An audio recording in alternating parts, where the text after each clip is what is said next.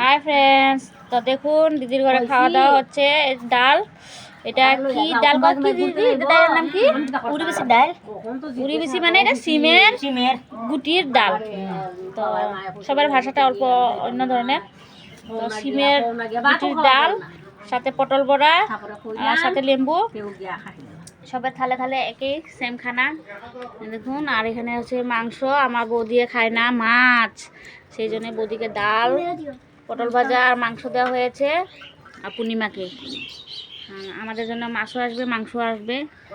তো খাওয়া শুরু করি সবার সাথে।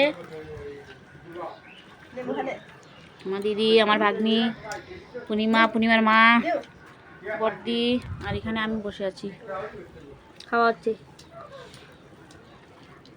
এবার আমি কইলাম দাইগো মাঝে মাছ তেলাইতে দিলে আর বিটের খানি হলো না। নেক্সট ভিডিও মুড়িটা তেলাইলে সাথে দিলে